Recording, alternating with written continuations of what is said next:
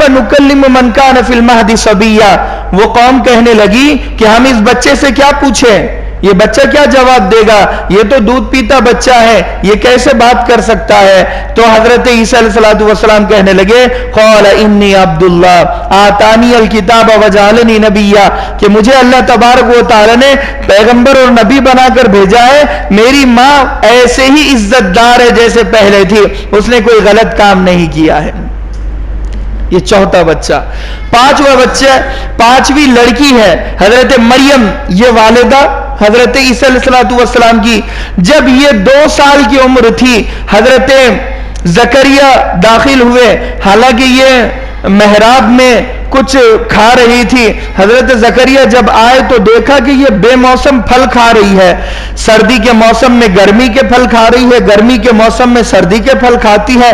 اس بچی کے سمجھ میں نہیں آتا معاملہ، تو پوچھے کہ یا مریم انا لکی ھذا، اے مریم یہ فروٹ کہاں سے آئے، یہ پھل کہاں سے آئے؟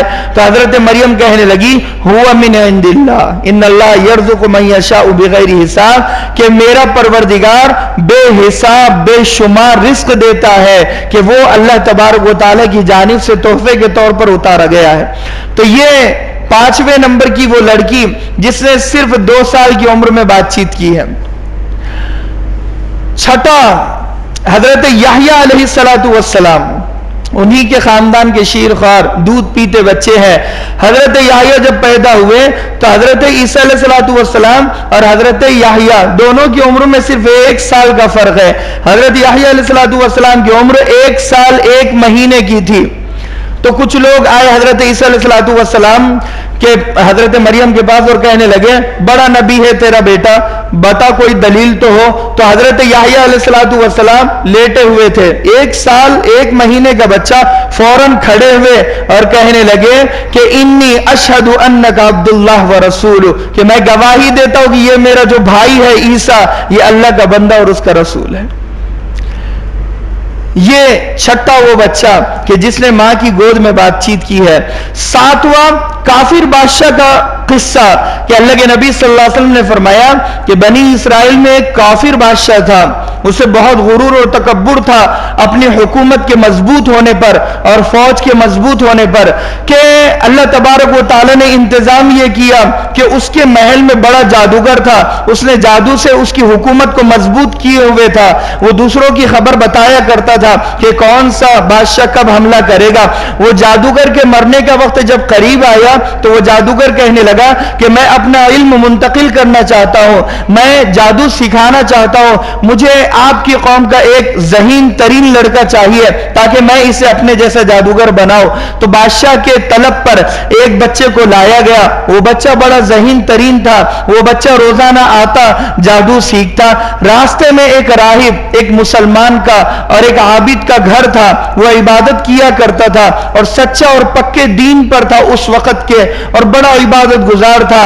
وہ بچہ دیکھنے لگا کہ زور زور سے کچھ آوازیں آتی ہے، وہ جب اس گرجا کے قریب گیا، اندر گیا تو دیکھا کہ ایک شخص بڑے رو رہا ہے تڑپ سے طلب سے، تو اندر گیا، وہ راہب سے ملاقات کی تو وہ راہب کی بات اسے بہت اچھی لگی۔ اب دھیرے دھیرے وہ جب بھی آتا جادو سیکھنے کے لیے وہ راہب کے پاس بیٹھ جاتا اور کچھ باتیں کیا کرتا تھا، وہ راہب اسے ایمان اور یقین کی باتیں سکھاتا اور سمجھاتا اور اللہ کا تعارف کراتا۔ اب اس کا یقین اللہ پر مضبوط دھیرے دھیرے ہونے لگا۔ جب وہ آنے لگا تو راستے میں دیکھا کہ ایک شیر نے لوگوں کا راستہ روکا ہوا ہے اور لوگ اس سے گھبرا رہے ہیں۔ اس نے پتھر اٹھایا اور کہا کہ قسم ہے راہب کے پروردگار کی، اگر راہب کا دین سچا ہے تو یہ چھوٹے سے پتھر سے یہ بڑا سا شیر ہلاک اور برباد ہو جائے گا، اگر راہب کا دین سچا نہیں ہے تو پھر یہ شیر مجھے اور میرے قوم کو کھا جائے گا۔ اس نے وہ پتھر اٹھایا اور مارا، جیسے ہی مارا تو وہ شیر ہلاک اور برباد ہو گیا، ختم ہو گیا، مر گیا۔ تو اب اس بچے کو یقین ہو گیا کہ یہ راہب کا دین سچا اور پکا ہے۔ وہ بچے کے پاس ایک نابینا آیا، جب لوگوں نے دیکھا کہ یہ بڑا جادوگر ہے، چھوٹے سے پتھر سے بڑے بڑے جانوروں کو مار دیتا ہے، تو لوگ اس کے پاس دھیرے دھیرے آنے لگے علاج و معالجے کے لیے۔ اس کی عادت تھی علاج کرتا، لیکن علاج سے پہلے شرط رکھتا کہ شرط یہ ہے کہ تمہیں اللہ کو پروردگار ماننا ہوگا۔ ایک اندھا آیا اور کہنے لگا کہ میری بینائی واپس کر دو. کہنے لگا کہ کیا تم اللہ کو اپنا رب مانتے ہو؟ وہ کہنے لگا اگر میری بینائی واپس آ جائے تو میں اللہ کو اپنا پروردگار ماننے کے لیے تیار ہوں. اس نے ہاتھ اٹھائے اور کہنے لگا اے اللہ اس کی بینائی واپس کر دے, اے اللہ اسے ہدایت دے دے. جیسے ہی اس نے دعا کی اس کی بینائی واپس آ گئی. وہ دیکھنے لگا اور بہت خوش ہوا. وہ اور اس کا پورا خاندان اسلام میں داخل ہو گیا, ایمان پر قائم ہو گیا. اب بہت زیادہ شہرت ہوئی جب کافر بادشاہ کو پتا چلا کہ وہ نوجوان جس کو ہم مستقبل میں جادوگر بنانے والے تھے وہ ہمارا پتا کٹ کرنے کے پیچھے ہے. وہ حکم دیا اس نے اپنی فوج کو, وہ راہب کو بھی قتل کر دو اور وہ اندھے کو بھی قتل کر دو جس کی بینائی واپس آ چکی ہے. وہ دونوں کو تلاش کیا اور دونوں کو قتل کر دیا گیا. اس بچے کو پکڑ کر لایا گیا اور بڑے پہاڑ پر چڑھایا گیا اور وہاں سے گرانے کا منصوبہ بنایا گیا. جیسے ہی کوئی گرانے کی کوشش کرتا 6 لوگ مل کر ایک بچے کو گرانے کی کوشش کر رہے ہیں. ایک ہوا کا جھونکا آیا اور اس نے اس بچے کو بچایا اور یہ 6 کا جھونکا وہاں پر گیا, یہ 6 کے 6 گر گئے. وہ بچہ صحیح سلامت واپس آ گیا. اب اس کو بہت تعجب ہوا.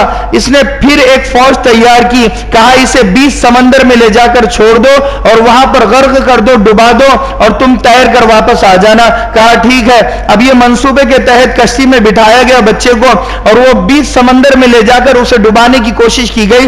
وہ کشتی نہ ڈوبی, کشتی نے ان 6 کو لے کر ڈوبا اور یہ بچہ پھر سے ہی سلامت واپس آ گیا. اس بادشاہ کو بہت تعجب ہوا. وہ بچہ کہنے لگا میں ایک تدبیر بتاتا ہوں, اس تدبیر سے میں مر جاؤں گا. کہا کیا تدبیر ہے؟ کہا کہ بسم اللہ رب الغلام تجھے کہنا ہوگا اور ایک تیر مارنا ہوگا. وہ تیر میرے سینے پر لگے گا اور میری روح قبض ہو جائے گی, میں اس دنیا سے رخصت ہو جاؤں گا.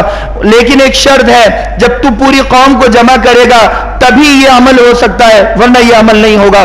اس نے اپنی پوری قوم کو, پوری فوج کو جمع کیا اور یہ تماشا لوگ دیکھنے کے لیے تیار ہے کہ اب ہوتا کیا, یہ بچہ تو مرنے والا ہے. وہ بادشاہ نے بلند آواز سے کہا بسم اللہ رب الغلام. جیسے ہی تیر مارا اس کے سینے میں لگا, وہ بچہ اس دنیا سے رخصت ہو گیا مسکراتا ہوا. یہ دیکھ کر ساری قوم کہنے لگی کہ یہ تو ہو نہیں سکتا, یہ بچہ اس کا مطلب سچ بول رہا تھا کہ ہے کوئی پروردگار, ہے کوئی اللہ جو اس بادشاہ کا بھی رب اور پروردگار ہے. وہ ساری قوم بیک وقت بلند آواز سے کلمہ پڑھنے لگی.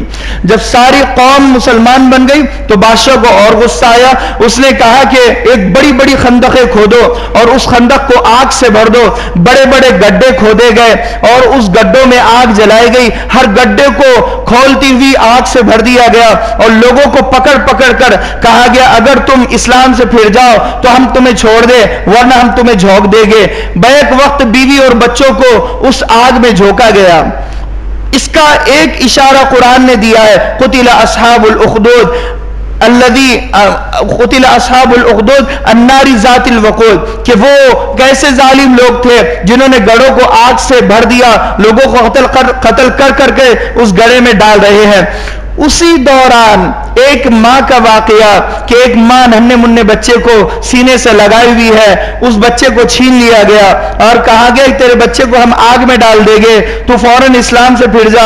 وہ ماں کہنے لگی ایسا ایک بچہ نہیں, ایسے ہزاروں بچے اسلام پر قربان. اس ماں کی آنکھوں کے سامنے اس ننھے منھے 1 مہینے کے بچے کو جب آگ میں پھینکا گیا, وہ بچہ بلند آواز سے کہنے لگا, یہ ماں رو رہی ہے, تڑپ رہی ہے, کہنے لگا یا امی لا تخافی ولا تحزنی فإنک علی الحق اصبری, اے میری ماں صبر کر, نہ ڈر نہ گھبرا, یقیناً ہم دونوں جمع ہو گئے اور تو حق پر ہے اور میں تجھ سے خوش ہوں. یہ دیکھ اللہ نے گل گلزار اس آگ کو بنا دیا. جب اس ماں نے اس گڈھے میں جا کر دیکھا تو اس کا بچہ مسکرا رہا ہے, دشمن سمجھ رہا ہے جل رہا ہے, اور یہ بچے کی آگ کو گل گلزار بنا دیا.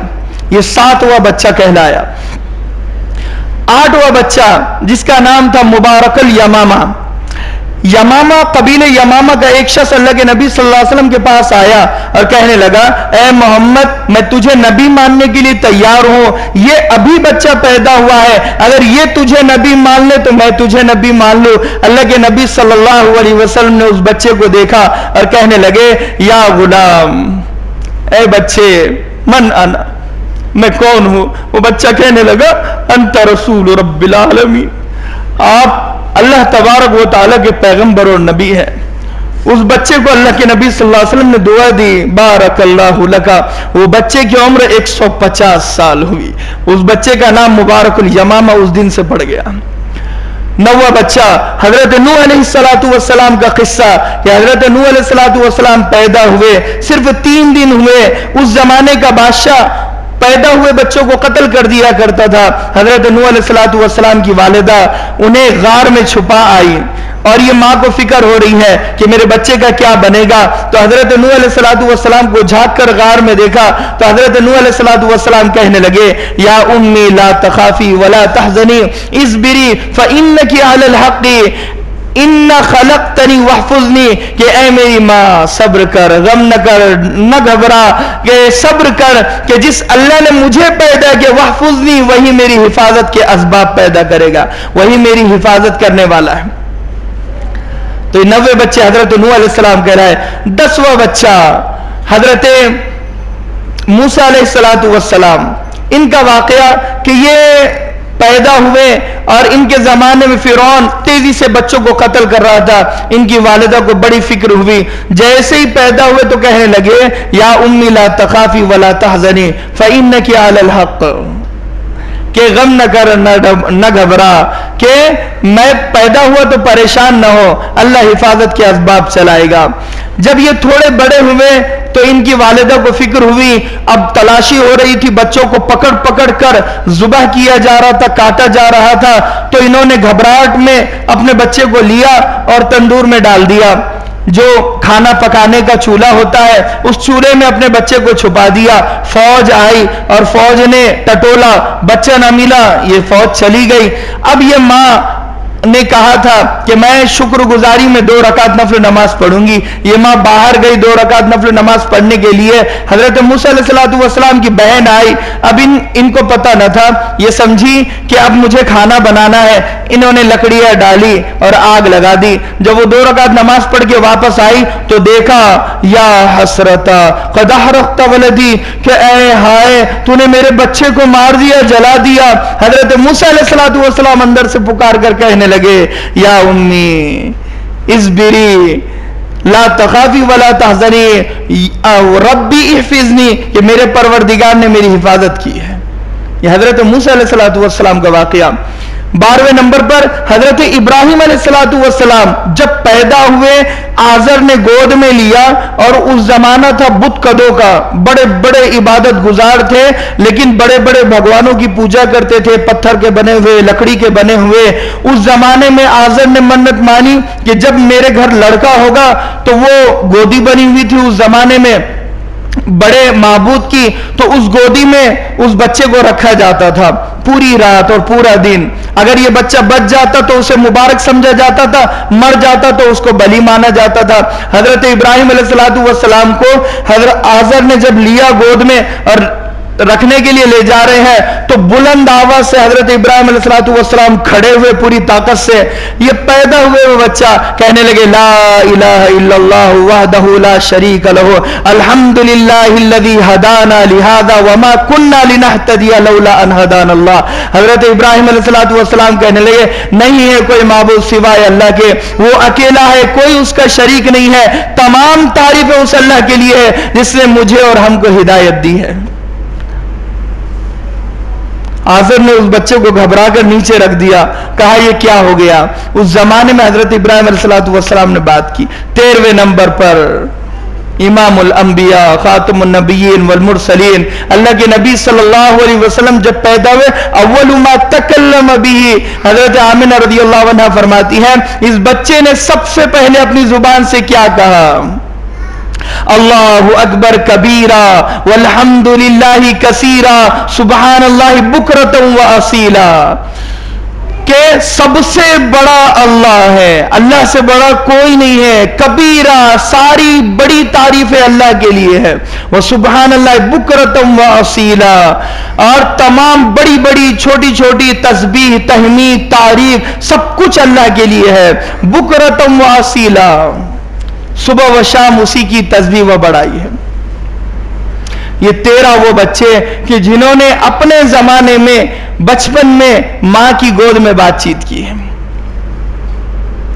اللہ کے نبی صلی اللہ علیہ وسلم جب وہاں سے گزرے فرعون کی باندی کی قبر کے پاس سے تو بڑی خوشبو محسوس ہوئی، تو 2 رکعت نماز اللہ کے نبی صلی اللہ علیہ وسلم نے برکتاً از بذات خود پڑھی ہے.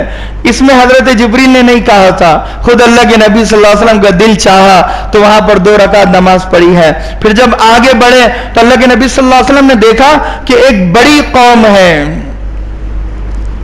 اور بڑے بڑے پتھر ہیں، اور بڑے بڑے پتھروں کو بڑی تیزی سے پھینکا جا رہا ہے اور لوگوں کا سر کچلا جا رہا ہے اور لوگ زور زور سے چیخ رہے ہیں. پوچھا جبریل یہ کون ہے؟ ما ھذا جماعت، یہ کون سی جماعت ہے؟ تو حضرت جبریل امین کہنے لگے یہ آپ کی امت کے بے نمازی ہے، نماز نہیں پڑھنے والے ہیں.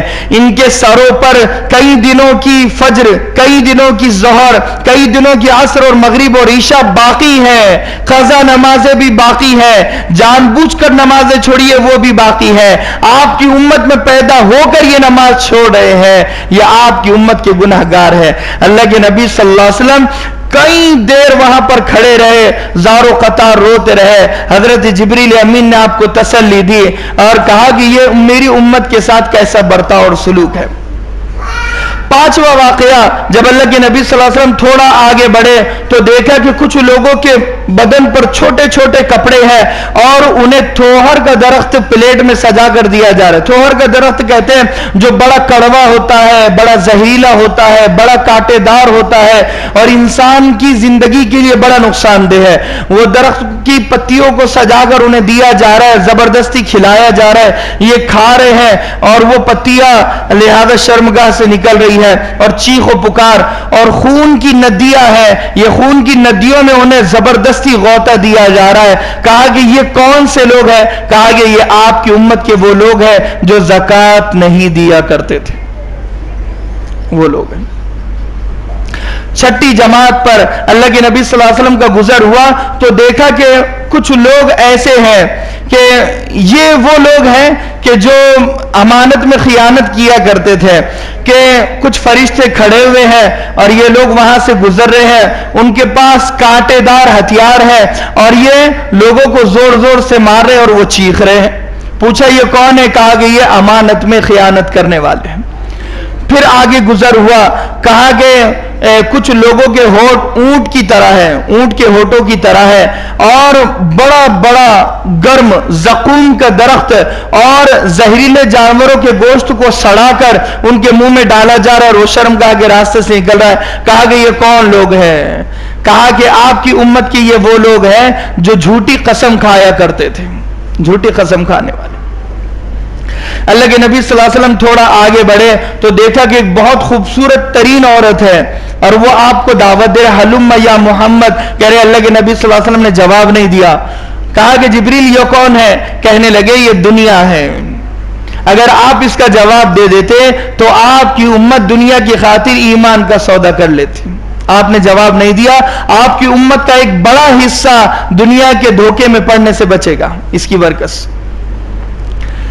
اللہ کے نبی صلی اللہ علیہ وسلم تھوڑا آگے بڑھے تو دیکھا کہ کچھ لوگ حلال اور پاکیزہ گوشت پکا ہوا ہے اور ایک طرف مردار غلیظ اور گندا گوشت ہے، وہ مردار کھا رہے ہیں. کہا کہ یہ کون ہے؟ کہا کہ یہ آپ کی امت کے وہ زانی اور زانیہ ہیں جو زنا کیا کرتے تھے، یعنی شوہر ہوتے پر کسی اور کے ساتھ اور بیوی ہوتے پر کسی اور کے ساتھ برا کام کیا. یہ آپ کی امت کے وہ لوگ ہیں. اس طرح عذاب اس امت کو اللہ کے نبی صلی اللہ علیہ وسلم نے جب دیکھا تو حیران اور پریشان ہو گئے کہ میری امت کے ساتھ یہ سلوک اور یہ برتاؤ. پھر اللہ کے نبی صلی اللہ علیہ وسلم تھوڑا آگے بڑھے تو آپ نے ایک بوڑھے کو دیکھا جو بہت کمزور ہے اور وہ بھی آپ کو کہہ ہلم یا محمد، میرے پاس آؤ اے محمد. اللہ کے نبی صلی اللہ علیہ وسلم نے نظر نیچے کی اور آگے بڑھ گئے. حضرت جبریل کہنے لگے سر یا محمد، اللہ کے نبی جلدی کیجیے یہاں سے. کہا کہ یہ کون ہے؟ کہا کہ یہ آپ کی امت کا وہ دور ہے جو بالکل قیامت کے قریب ہے. قیامت کے قریب آپ کی امت کے ایمان کی ایسی حالت ہوگی، اتنی کمزور حالت ہوگی ایمان کی، ساری امت کا ایمان اتنا کمزور ہو جائے گا. وہ آزمائش کا دور اور وہ زمانے میں میں اور آپ ہے کہ جس زمانے میں اندازہ لگایا جا سکتا ہے کہ اب وہ دور چل رہا ہے ایمان کے کم ہونے کا. اللہ کے نبی صلی اللہ علیہ وسلم تھوڑا آگے بڑھے تو 2 تشت آپ کو پیش کیے گئے, ڈھکے ہوئے تھے. اللہ کے نبی صلی اللہ علیہ وسلم کو بتایا نہیں گیا, کہا کہ بس آپ کو پینا ہے, 2 میں سے کوئی ایک. اللہ کے نبی صلی اللہ علیہ وسلم نے سیدھے ہاتھ جو تشت رکھا ہوا تھا وہ اٹھایا اور پیا اور رکھ دیا. کہا کہ جبریل یہ کیا قصہ ہے؟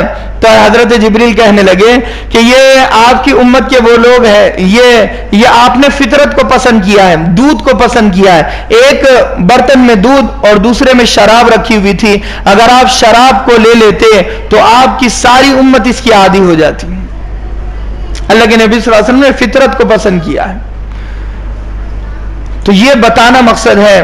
جب اللہ کے نبی صلی اللہ علیہ وسلم تھوڑا آگے گزرے تو دیکھا کہ آگ کی بڑی بڑی قینچیاں ہیں, اور کچھ لوگ ہیں جن کے ہونٹ بڑے ہیں اور جن کی زبان بھی بڑی ہے.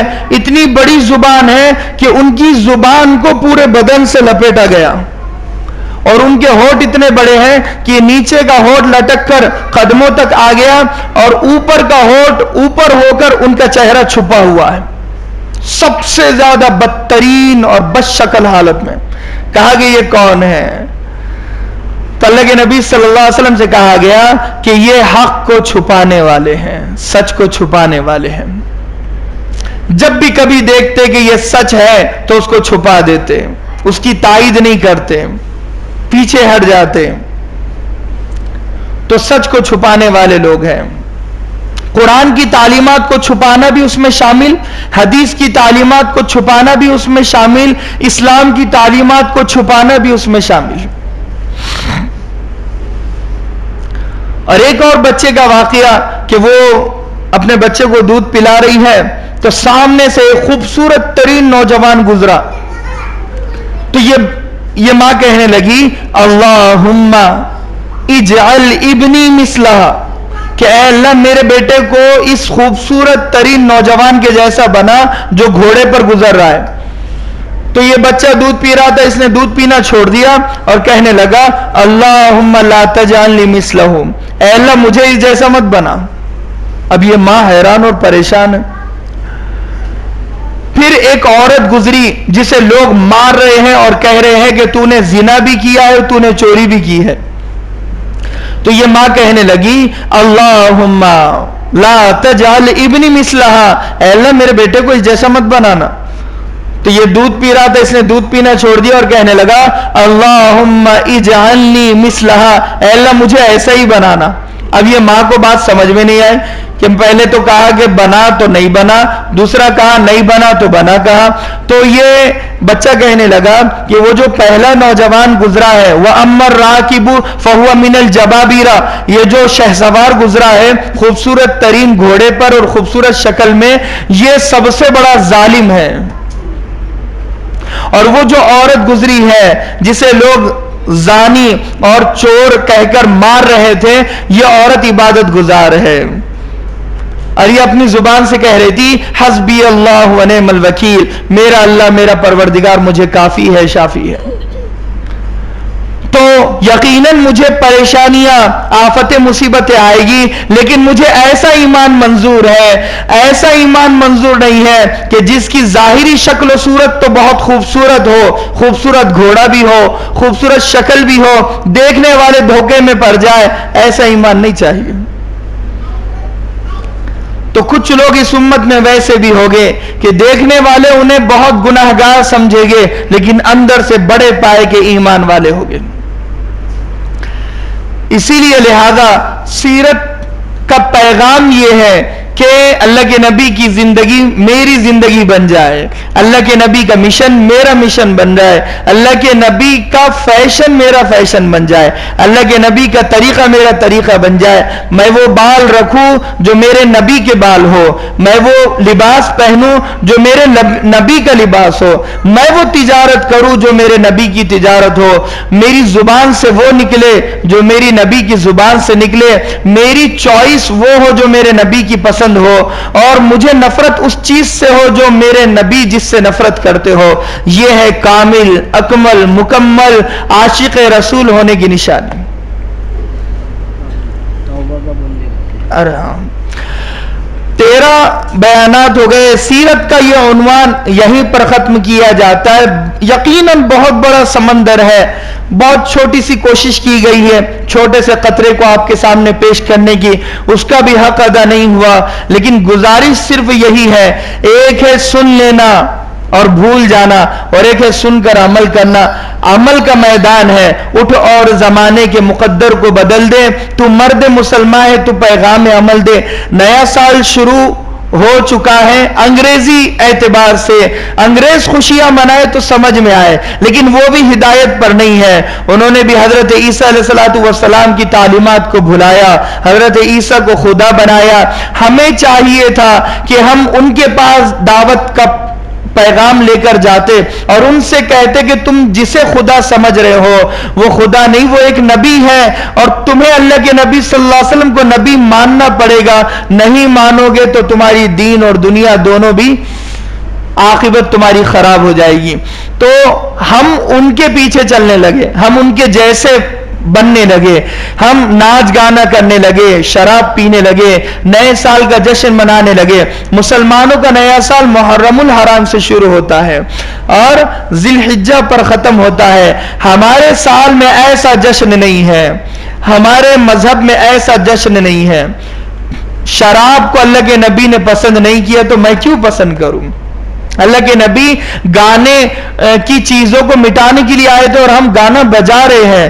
اللہ معاف کرے کہ میں وہاں سے یہاں نماز کے لیے آتا ہوں، برائی کسی کی بیان نہیں کی جا رہی ہے، لیکن نماز کے اکثر وقت میں جب آتا ہوں تو کوئی نہ کوئی گانا سننے ملتا ہے. ایک ہے گھر میں چھپ کر گانا سننا، وہ ایک الگ گناہ ہے، وہ بھی گناہ ہے، لیکن بڑا گناہ یہ ہے کہ راستوں پر بڑے بڑے زور سے گانا لگا دینا اور اسپیکر لگا دینا. یہ تو بہت بڑی بے حیائی ہے، بہت بڑی جرأت ہے. فرعون کو ہم نے پیچھے چھوڑ دیا. نماز چھوڑنے والے فرعون کے ساتھ اٹھائے جائیں گے، قارون کے ساتھ اٹھائے جائیں گے، حامان اور شداد کے ساتھ اٹھائے جائیں گے. اور بڑی بات تو یہ ہے نماز کے وقت میں اذان ہو رہی ہوتی ہے اور پھر بھی گانے زور زور سے بجتے ہیں، ٹی وی زور زور سے لگتی ہے. کہیں اللہ کا عذاب نہ آ جائے. ہمیں سدھرنے کی ضرورت ہے، سنبھلنے کی ضرورت ہے. بہت ہو گیا ہے ان کانوں کو گانے سنائے، اب ان کانوں کو قرآن سنانے کا وقت ہے. بہت ہو گیا زبان سے گانے گائے ہوئے، اب کم سے کم زبان سے اللہ کی تعریف نکلے. بہت ہو گیا اس جسم کو گناہوں میں ہم نے تھکایا، کم سے کم اب تو نیکیوں میں ہم اسے تھکائے. کم سے کم ہم اب تو ایسے بن جائے جیسے اللہ اور اس کا رسول چاہ رہا ہے. زمانہ بڑی تیزی سے اپنی تباہی کی طرف دوڑ رہا ہے. یہ دنیا اپنے بڑھاپے کے عالم میں ہے، یہ سٹیا چکی ہے اور یہ وہ کرے گی جو کبھی نہیں کیا، وہ برائیاں ہوگی جو کبھی نہیں ہوئی ہے. اسی لیے اپنے بچوں کو اگر سنبھالنا ہے تو ہمیں سنبھلنا ہوگا. اپنی نسلوں کا ایمان بچانا ہے تو ہمیں اپنا ایمان بچانا ہوگا. اپنا ایمان ایسے نہیں بچے گا نمازوں کو چھوڑ کر، گانوں کو سن کر. میں کیا کروں کہ میں اتنے ہفتوں سے ایمان و یقین کی سیرت کی بات کر رہا ہوں، لیکن مجھے خود اپنے اوپر یہ تعجب ہوتا ہے کہ کہیں اللہ مجھ سے نہ سوال کر بیٹھے کہ تو نے کس جگہ پر نبی کی زندگی کو بتایا، کیسے لوگوں میں نبی کی زندگی کو رکھیا، کہ جو لوگ نبی کی ایک بات کی قدر نہیں کرتے ہیں، ایک سنت کی قدر نہیں کرتے ہیں. کیسا سمجھائے، کون سے جملے لائے کہ ماحول بدل جائے، ہماری نسلیں بدل جائے، بچے بدل جائے، ہم مسجد کو آباد کرنے والے بن جائے، گناہوں کا بائیکاٹ کرنے والے بن جائے، فلموں کا بائیکاٹ کرنے والے بن جائے. ایک اسٹار آتا ہے، سپر اسٹار یا ہیرو آتا ہے ناندیڑ میں اور سارے لوگ اس کے اوپر پاگل اور دیوانے ہو جاتے ہیں. تعجب کی بات ہے، سارے مل کر اسے دین کی دعوت دینا چاہیے تھا کہ میرے بھائی تو بھٹک گیا ہے، تو گمراہ ہو چکا ہے، الٹا ہم اس کے پیچھے چلے گئے. کتنی بڑی بات ہے. المرء مع من احب، جو جس سے محبت کرے گا اسی کے ساتھ اٹھایا جائے گا. اگر میں کسی ہیرو سے محبت کرتا ہوں تو اسی کے ساتھ اٹھایا جاؤں گا، اگر میں کسی ہیروئن سے محبت کرتا ہوں اسی کے ساتھ اٹھایا جاؤں گا. اللہ جانے کیا ہوگا اس میں. اللہ کے نبی صلی اللہ علیہ وسلم نے دیکھا کچھ لوگوں کے پیٹ بڑے ہیں مکانات کی طرح، اندر سانپ اور بچھو چل رہے ہیں. پوچھا یہ کون ہے؟ کہا کہ آپ کی امت کے سود کا کاروبار کرنے والے لوگ ہیں. کچھ آگے اللہ کے نبی چلے تو دیکھا کہ کچھ بچے 15 سے 20 سال کی عمر کے ہیں اور وہ اپنی سگی ماں کے ساتھ زنا کر رہے ہیں، سگی ماں کے ساتھ. پوچھا یہ کون ہے؟ کہا کہ یہ وہ لوگ ہیں جو سود کا کاروبار کرتے تھے اور اس سے زکوٰۃ ادا کرتے تھے، اس سے زکوٰۃ ادا کرتے تھے. یہ وہ حالات ہے، یہ وہ دور ہے. اللہ کے نبی نے دیکھا ہوا ہے سب کچھ. بھئی ایک گزارش یہ تھی کہ کچھ لوگ نماز کے بعد توبہ کرتے ہیں ایسا ایسا. یہ توبہ کا طریقہ نہیں ہے. توبہ کا طریقہ تو یہ ہے کہ یہ ہاتھ اٹھائے بغیر بھی توبہ ہوتی ہے، سننے والا تو اللہ ہے، لیکن ایسا اور ایسا کرنا اور یہ کرنا یہ غلط ہے، یہ کسی اور کا طریقہ ہے. یہ طریقوں کو ہم نہ اپنا، یہ غیروں کا طریقہ ہے. یوں کر لینا، یوں کر لینا، کان پکڑ لینا. ہاں توبہ کا یہ دعا کر لی اور اس میں توبہ کر لی، یہ طریقہ ہے. بہت سارے نوجوانوں کو دیکھا گیا ہے، کسی اور نے بھی اور میں نے بھی، کہ بھائی وہ نماز ہوتی ہے تو یوں یوں کرتے کہ بھائی اب آئندہ غلطی ہو گئی، نماز پڑھ لی اب آئندہ نہیں پڑھوں گا. بھائی ایسا مت کرو. توبہ کا یہ طریقہ نہیں ہے. آنکھوں سے ایک آنسو گر جائے گا اللہ کو بہت پسند آئے گا، اسی لیے آنسو گرانے کی کوشش کرے، اوریجنل آنسو، ڈپلیکیٹ نہیں، احساس والا، اور اپنے گناہوں پر رو کر اور سچی پکی توبہ کہ آئندہ نہیں کروں گا. ایک بچے کو میں نے پب جی کھیلنے سے منع کیا تھا ابھی 2 دن پہلے کا جب میں یہاں سے گزر رہا تھا تو وہ زور زور سے گولیوں کی آواز آ رہی ہے. تو میں نے اس سے پوچھا بیٹا تو نے تو توبہ کی تھی پب جی سے، ڈیلیٹ کر دیا تھا. کہا مولانا پب جی سے توبہ کی تھی لیکن فری فائر سے تو نہیں کی تھی. بھئی اس کا مطلب یہ نہیں ہے کہ پب جی سے توبہ کروائی تو خالی پب جی ہے. پورے گیمز، پورے اپلیکیشنز، پورا وقت کو ضائع کرنے والی چیز ہے. اسی لیے بھئی یہ دماغ وہاں لگانے کے بجائے ہم دین پر لگائیں. اللہ تبارک و تعالی سے دعا ہے کہ اللہ کا